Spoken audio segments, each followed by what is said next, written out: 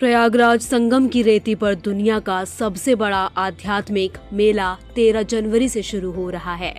अखाड़ों से जुड़े नागा साधु सन्यासी अघोरी अब कुंभ नगरी पहुंचने लगे हैं।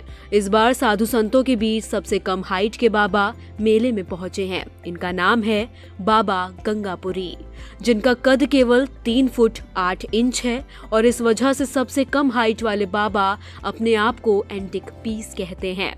असम से कुंभ मेला पहुंचे गंगापुरी बाबा की कद और काठी को देख हर कोई रुक जाता है और उनसे बात करते हैं, फोटो और सेल्फी लेते हैं। लेकिन इन सब में सबसे खास बात यह है कि बाबा की हाइट जितनी रोचक और इनका रूप जितना आकर्षक है, उतनी ही बाबा की कहानी भी आकर्षक है। बाबा की कहानी सुनकर हर किसी का दिल भर आता है। प्रयागराज पहुंचे गंगापुरी को असम में लोग छोटे दादू के नाम से जानते हैं। गंगापुरी महाराज जूना अखाड़े से जुड़े हुए और जूना अखाड़े में ही रह रहे हैं।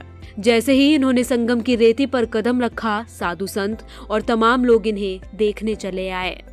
संगम किनारे पहुंचे छोटू दादा उर्फ गंगापुरी महाराज की उम्र लगभग 57 वर्ष है, लेकिन इनको देखकर कोई ये नहीं कह सकता कि उनकी उम्र 57 साल हो चुकी है।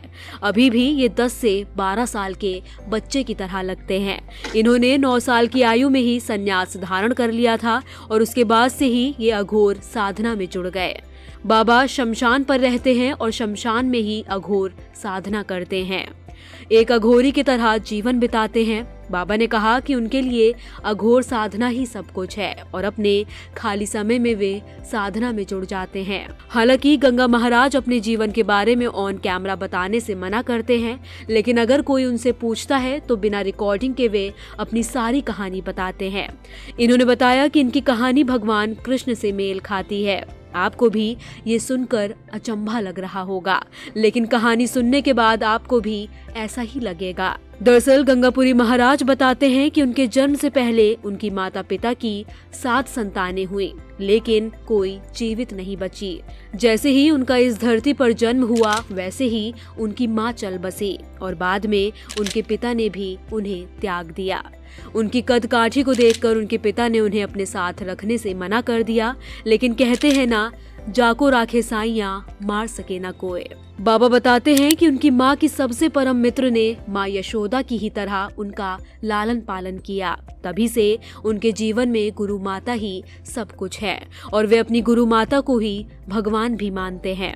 बाबा ने ये भी बताया कि लोग जहाँ महाकुंभ में तमाम साधना करने आते हैं, भगवान की खोज में आते हैं, मोक्ष की प्राप्ति के लिए आते हैं, लेकिन मैं ऐसा कुछ भी करने नहीं आया हूँ। मैं यहाँ सिर्फ साधु संतों को देखने आया हूँ और सबसे बड़ी बात, मैं अपने आप की खोज में आया हूँ। बाबा का कहना है कि मनुष्य अगर अपने आप की खोज कर लेगा तो उसे भगवान से ऊपर दर्जा मिल जाएगा। ऐसे ही मैं भी कई वर्षों से अपनी खोज में हूँ कि आखिर मैं कौन हूँ, कहाँ से आया हूँ, मेरा काम क्या है। इन सवालों के जवाब ढूंढते हुए बाबा को कई साल बीत चुके हैं। इसी संकल्प को लेकर बाबा ने 35 सालों से स्नान नहीं किया है। बाबा कहते हैं कि जब आदमी अपनी अंतरात्मा को शुद्ध कर लेता है तो शरीर अपने आप शुद्ध हो जाता है। बाबा के एक हाथ में भगवान शंकर का शिवलिंग है तो एक हाथ में एक हड्डी है, जिसे बाबा रहस्यमयी बताते हैं।